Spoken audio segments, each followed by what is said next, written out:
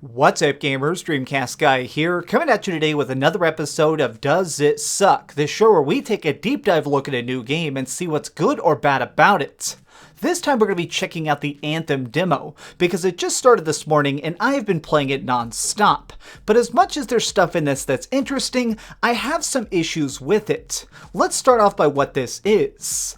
Bioware is obviously a very famous developer. They have created so many massive famous RPGs throughout their time. But this game, it's very, very different. It is an always online multiplayer experience that sort of looks like it'll be something like Iron Man meets Destiny. But I will say that the action itself is pure Mass Effect. If you have ever tried a Mass Effect game and thought, what if we had a multiplayer version of this? That is how this plays. But I'll talk about combat more in a second. Let's explore the world itself. As soon as you get inside of the demo, you start exploring this city. It's all first person and it gives you a chance to sort of get a feel for what these people are going through. These are humans, or at least I think they are, but they're stuck on this weird planet where everything is hostile. They have created this city though that is completely safe, and so here they live in relative peace. They have a chance to sell their goods, craft armor, and of course, build these super suits that our heroes use to go out to do missions. So let's just focus on one of these missions real quick.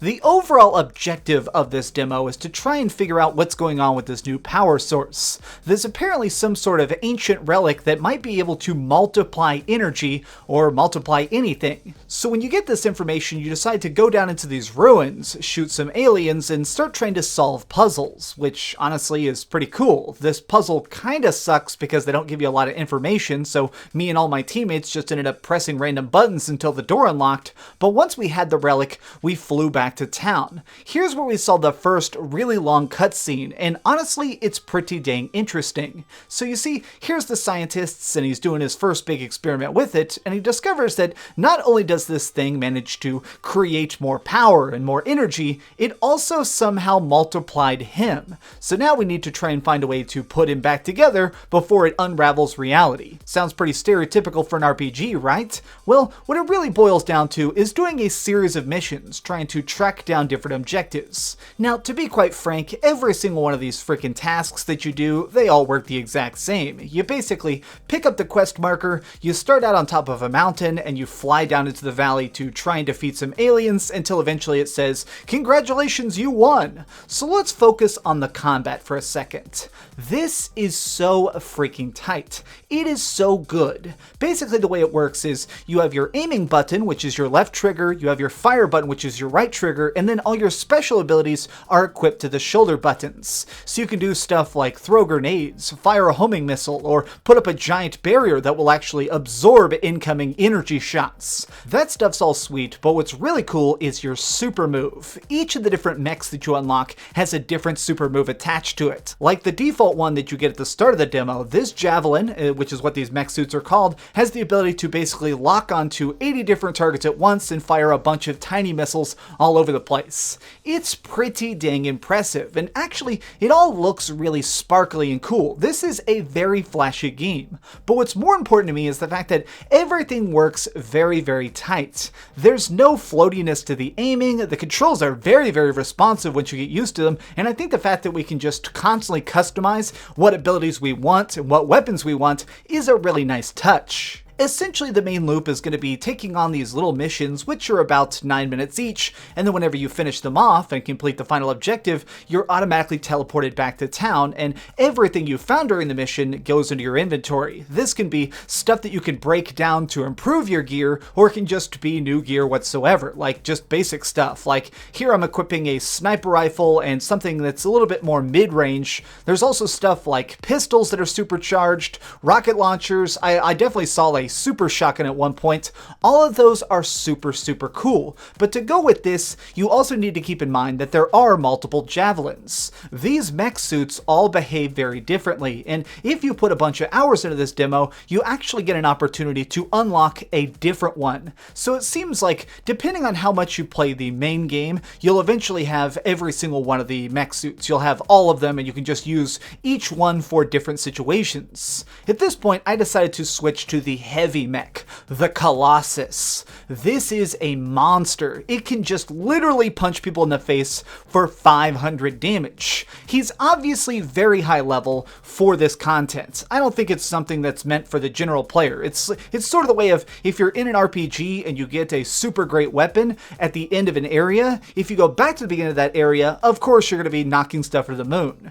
This does bring me to something that does worry me though, which is that it seems like there is going to be a lot of microtransactions in this game. A lot of the load screens actually talk about being able to do different things to your armor and that you'll need special currency for it. We don't know how much this will cost, how it'll be unlocked or what, but since this is Electronic Arts, I do have a sneaking suspicion that this is going to be very microtransaction heavy, possibly with even full-blown loot crates. As much as I like the story so far, and I think the environments are neat, and as much as I like the combat, I worry that this will become something that's sort of free-to-play-ish, where you buy the game, but then to get all the greatest stuff, you're going to have to swipe your credit card. There is another massive issue with this, which is the fact that it is always online. Throughout the course of my 4 hours with this, I had a continual problem of getting disconnected perpetually. Sometimes in the middle of a mission, sometimes on a load screen, but almost always, when I tried to do anything, the game would crash or the servers would disconnect me. And when I tried to get back in, oftentimes it would give me error messages like the server was full, or it'd tell me that the server was under maintenance, or one time it even lied to me and said the demo was over, even though it had just begun. That being said, I still think that this is going to be a cool game. I like the fact that we can just fly around and get into really messy fights. Let's just talk about that. So all the missions that are in this demo are pretty straightforward. A lot of times it's just you dropping in, you trying to get to your destination, and then you screwing people up.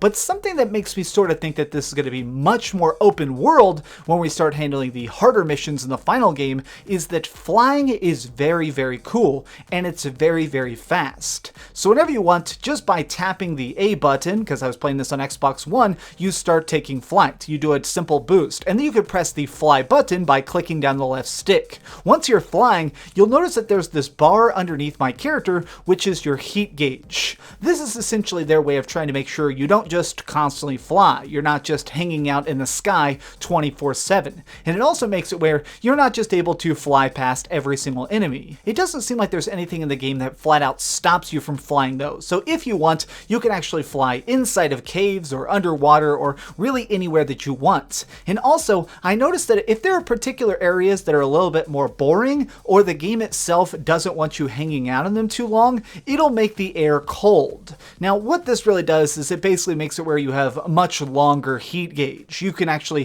fly for 45 seconds instead of 20 seconds. And this is definitely a smart way of trying to very subtly channel you to the next area. This tasting of it is pretty good. I have to say that for a demo, I am slightly impressed, but my big issue is that the developers have been very clear about the fact that this is not going to be super accurate of the final game. They've decided to change around certain weapons, how they operate, and how the currency is going to work in the final game. So I feel like this isn't super indicative of the final product. Even still, I will say that during my hours with this, whenever the servers weren't completely crashed or something like that, I did have fun. I think one of my biggest issues with this is the fact that it's not really going to run that smooth. I feel like this stuff, as cool as it is, should be single player. It feels like this was supposed to be a Mass Effect. It feels like it should be centered on the plot and the characters, and not so much having 80 different players all running around in a squad trying to shoot aliens. But this has just been my thoughts on it. How far did you get into the Anthem demo, and were you able to unlock all the Javelins? Were you able to get a bunch of cool weapons? Tell me what you liked most, and also tell me what you flat out hated. I will say, you should not pre-order this game. Don't do it. I have a feeling that it's going to be very very rocky for at least the first few months. So even if you consider yourself an early on Anthem fanboy, hold off.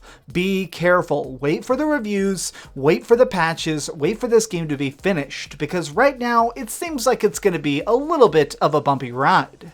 Thanks so much for watching, gamers. If you enjoyed this video, please give it a like, share with your friends, and subscribe if you haven't already. But do me the biggest favor of all and keep dreaming. Also, go watch my Resident Evil 2 review. That took forever to make. So thanks so much. You guys are awesome. Bye! Thanks so much for watching that video. If you want to see something else, you can always click this link to see what I put up last, or, subscribe and see what's coming up next. Also, I promise that whatever I do, it'll try not to suck.